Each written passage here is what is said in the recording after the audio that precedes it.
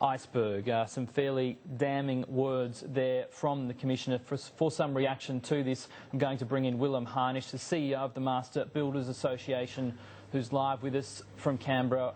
Mr Harnisch, thanks for your time. In February 2012, you said it was time to rid the building and construction industry of an industrial cancer that has become entrenched. Do you think that's been achieved today?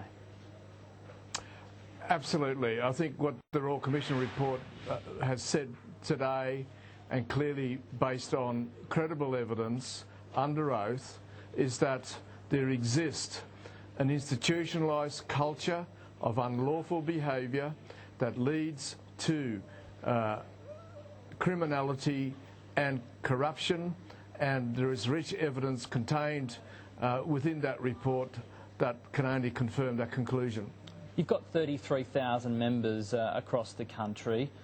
You have warned about the increasing criminality in the building and construction industry. Today, 37 people charged, most of them union members. Is this time for a fundamental change in the union movement? Well, there is.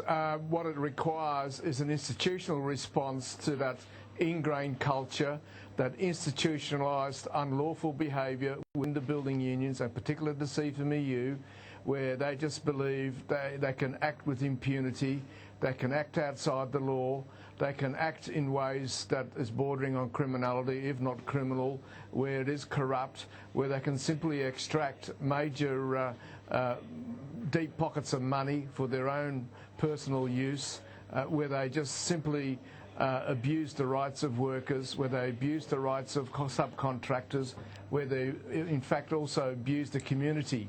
Because what the report also shows is that the CFMEU in particular has been cheating the community out of much needed infrastructure such as schools and hospitals, childcare and aged care facilities, by charging costs that are up to 30% dearer or more for construction projects.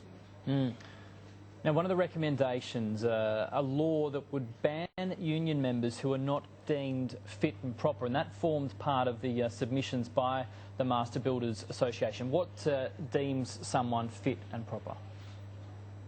Well, it's just normal corporate behaviour. It's about responsible behaviour. It's about behaviour that meets community expectations. It is behaviour that you would expect of any normal company director. That's not too much to ask. Sort of any claims by the CFMEU that they're being picked upon, that this is purely a witch hunt, it just sounds hollow. How can they justify paying nearly $10 million in fines over the last 10 years for unlawful behaviour to their members? And the fact is they can't.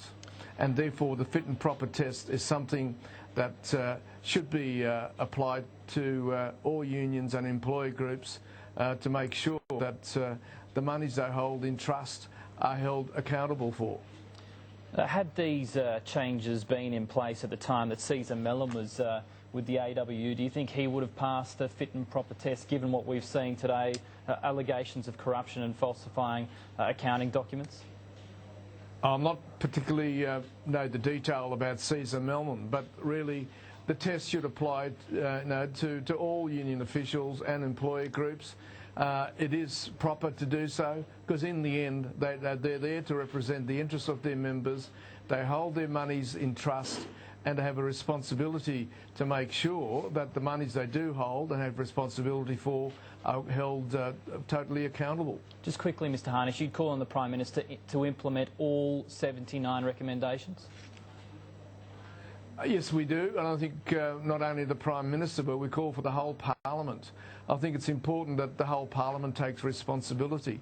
The evidence that was provided in the Royal Commission report is so compelling that it demands action, because if the Parliament does not act, what it does, it condemns the community to another decade or more of being held hostage to the unions, of having to pay more for community infrastructure, and you can only see more criminality and corruption flourish in what is normally a lawful society in Australia.